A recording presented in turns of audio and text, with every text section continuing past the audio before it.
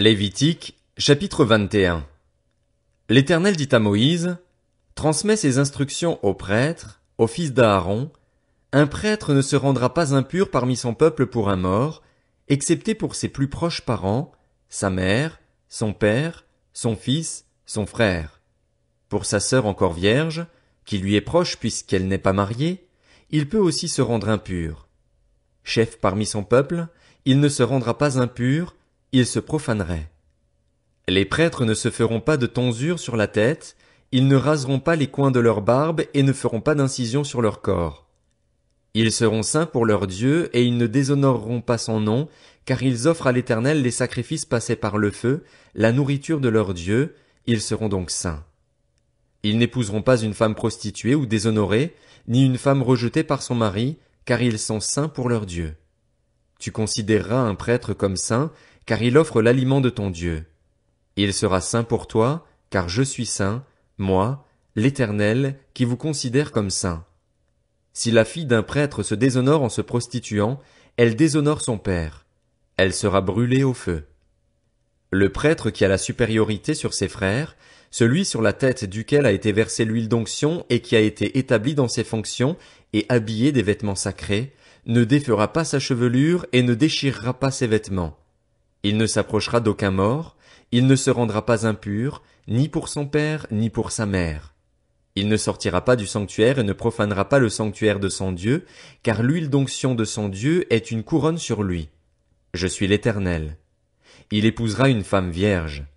Il n'épousera ni une veuve, ni une femme rejetée par son mari, ni une femme déshonorée ou prostituée. Mais il épousera une femme vierge qui soit membre de son peuple.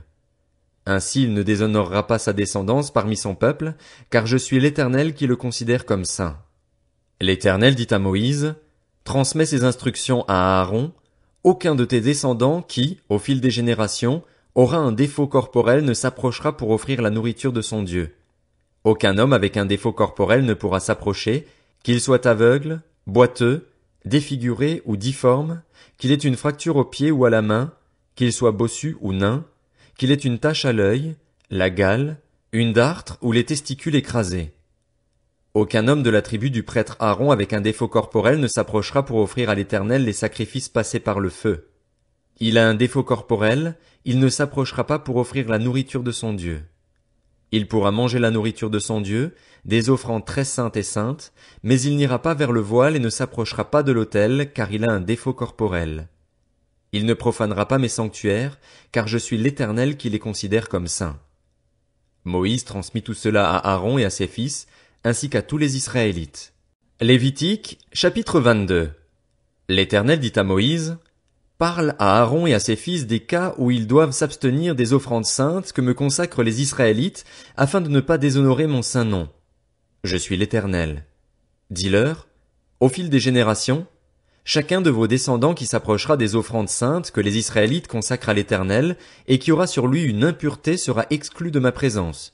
Je suis l'Éternel. Aucun homme de la tribu d'Aaron qui aura la lèpre ou une blénorragie ne mangera des choses saintes jusqu'à ce qu'il soit pur. Il en ira de même pour celui qui touchera une personne rendue impure par le contact d'un cadavre, pour celui qui aura une éjaculation, pour celui qui touchera un reptile ou un homme atteint d'une impureté quelconque et en deviendra impur. Celui qui touchera ces choses sera impur jusqu'au soir. Il ne mangera pas des offrandes saintes, mais il lavera son corps dans l'eau. Après le coucher du soleil, il sera pur et il mangera ensuite des choses saintes car c'est sa nourriture. Il ne mangera pas d'une bête trouvée morte ou déchiquetée, afin de ne pas se rendre impur par elle. Je suis l'Éternel. Ils respecteront mes commandements, ainsi ils n'auront pas à supporter les conséquences de leurs péchés et ne mourront pas pour avoir profané les offrandes saintes. Je suis l'Éternel qui les considère comme saints. Aucune personne étrangère ne mangera des offrandes saintes. Ni celui qui loge chez un prêtre, ni son salarié ne mangeront des offrandes saintes. En revanche, un esclave acheté par le prêtre à prix d'argent pourra en manger, de même que celui qui est né dans sa maison. Ils mangeront de sa nourriture. La fille d'un prêtre marié à un étranger ne mangera pas de ce qui est prélevé sur les offrandes saintes. En revanche, la fille d'un prêtre qui sera veuve ou rejetée par son mari, sans enfant, et qui retournera dans la maison de son père comme dans sa jeunesse pourra manger de la nourriture de son père. Aucune personne étrangère n'en mangera. Si un homme mange involontairement d'une offrande sainte, il donnera au prêtre la valeur de l'offrande sainte en y ajoutant 1/5. Les prêtres ne profaneront pas les offrandes saintes des Israélites, ce qu'ils ont offert à titre de prélèvement pour l'Éternel. Ils les chargeraient d'une faute demandant réparation en mangeant leurs offrandes saintes, car je suis l'Éternel qui les considère comme saints. L'Éternel dit à Moïse, transmets ces instructions à Aaron et à ses fils, ainsi qu'à tous les Israélites.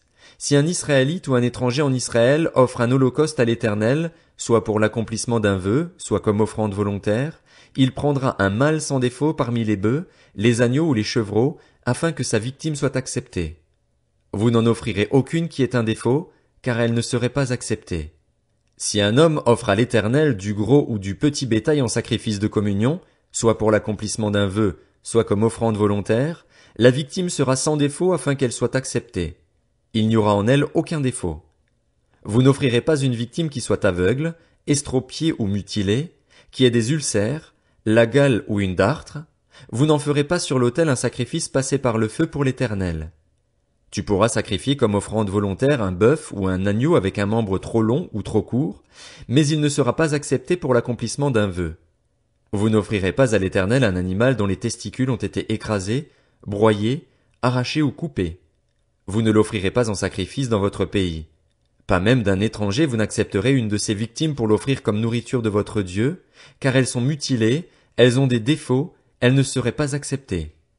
L'Éternel dit à Moïse, quand un veau, un agneau ou un chevreau naîtra, il restera 7 jours avec sa mère, dès le 8e jour et les suivants, il sera accepté pour être offert à l'Éternel en sacrifice passé par le feu. Veau ou agneau, vous n'égorgerez pas un animal et son petit le même jour. Quand vous offrirez à l'Éternel un sacrifice de reconnaissance, vous ferez en sorte qu'il soit accepté. La victime sera mangée le jour même, vous n'en laisserez rien jusqu'au matin. Je suis l'Éternel. Vous respecterez mes commandements, vous les mettrez en pratique. Je suis l'Éternel. Vous ne déshonorerez pas mon saint nom, afin que ma sainteté soit respectée au milieu des Israélites. Je suis l'Éternel qui vous considère comme saint et qui vous ai fait sortir d'Égypte pour être votre Dieu. Je suis l'Éternel. Lévitique, chapitre 23. L'Éternel dit à Moïse, transmets ces instructions aux Israélites, les fêtes de l'Éternel que vous proclamerez seront de saintes assemblées. Voici quelles sont mes fêtes. On travaillera 6 jours, mais le 7e jour est le sabbat, le jour du repos. Il y aura une sainte assemblée, vous ne ferez aucun travail, c'est le sabbat de l'Éternel dans toutes vos maisons. Voici les fêtes de l'Éternel, les saintes assemblées que vous proclamerez à la date fixée pour elles. Le 14e jour du 1er mois, au coucher du soleil, ce sera la Pâque de l'Éternel. Et le 15e jour de ce mois, ce sera la fête des pains sans levain en l'honneur de l'Éternel. Vous mangerez pendant 7 jours des pains sans levain. Le 1er jour, vous aurez une sainte assemblée, vous n'effectuerez aucun travail pénible. Pendant 7 jours, vous offrirez à l'Éternel des sacrifices passés par le feu. Le 7e jour, il y aura une sainte assemblée, vous n'effectuerez aucun travail pénible. L'Éternel dit à Moïse, transmets ces instructions aux Israélites, quand vous serez entrés dans le pays que je vous donne et que vous y ferez la moisson, vous apporterez au prêtre la première gerbe de votre moisson. Il fera avec la gerbe le geste de présentation devant l'Éternel afin qu'elle soit acceptée, il fera le geste de présentation le lendemain du sabbat. Le jour où vous présenterez la gerbe, vous offrirez en holocauste à l'Éternel un agneau d'1 an sans défaut. Vous y joindrez une offrande de 4 litres et demi de fleur de farine pétrie à l'huile, comme offrande passée par le feu dont l'odeur est agréable à l'Éternel, et vous ferez une offrande d'1 litre de vin. Vous ne mangerez ni pain, ni épis rôtis ou broyés jusqu'au jour même où vous apporterez l'offrande à votre Dieu. C'est une prescription perpétuelle pour vous au fil des générations, partout où vous habiterez.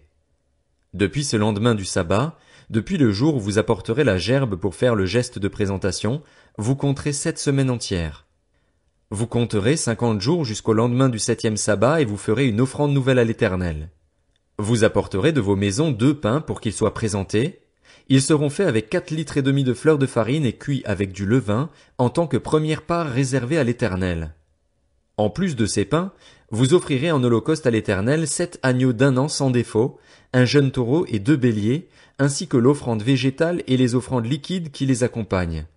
Ce sera une offrande passée par le feu dont l'odeur est agréable à l'Éternel. vous offrirez un bouc en sacrifice d'expiation et 2 agneaux d'1 an en sacrifice de communion. Le prêtre fera pour ces victimes le geste de présentation devant l'Éternel, avec le pain et les 2 agneaux. Elles seront consacrées à l'Éternel et appartiendront au prêtre. Ce jour même, vous proclamerez la fête et vous aurez une sainte assemblée, vous n'effectuerez aucun travail pénible. C'est une prescription perpétuelle pour vous au fil des générations, partout où vous habiterez. Quand vous ferez la moisson dans votre pays, tu ne moissonneras pas ton champ jusqu'au bord et tu ne ramasseras pas ce qui reste à glaner. Tu laisseras cela aux pauvres et à l'étranger. Je suis l'Éternel, votre Dieu. L'Éternel dit à Moïse, transmets ces instructions aux Israélites. Le premier jour du 7e mois, vous aurez un jour de repos proclamé au son des trompettes et une sainte assemblée. Vous n'effectuerez aucun travail pénible et vous offrirez à l'Éternel des sacrifices passés par le feu. L'Éternel dit à Moïse, le 10e jour de ce 7e mois, ce sera le jour des expiations. Vous aurez une sainte assemblée, vous vous humilierez et vous offrirez à l'Éternel des sacrifices passés par le feu. Vous ne ferez aucun travail ce jour-là, car c'est le jour des expiations, où l'expiation doit être faite pour vous devant l'Éternel, votre Dieu. Toute personne qui ne s'humiliera pas ce jour-là sera exclue de son peuple. Toute personne qui fera ce jour-là un travail quelconque, je l'exclurai du milieu de son peuple. Vous ne ferez aucun travail. C'est une prescription perpétuelle pour vous au fil des générations, partout où vous habiterez. Ce sera pour vous un sabbat, un jour de repos, et vous vous humilierez. Dès le soir du 9e jour jusqu'au soir suivant, vous célébrerez votre sabbat. L'Éternel dit à Moïse, transmets ces instructions aux Israélites, le 15e jour de ce 7e mois, ce sera la fête des tentes en l'honneur de l'Éternel, qui durera 7 jours.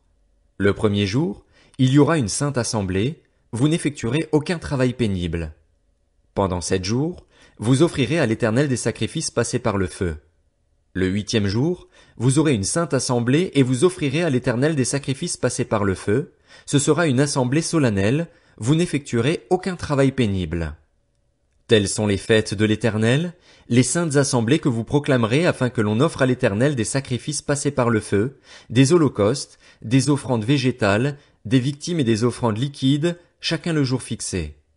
Vous respecterez en plus les sabbats de l'Éternel et vous continuerez à faire vos dons à l'Éternel, tous vos sacrifices pour l'accomplissement d'un vœu et toutes vos offrandes volontaires.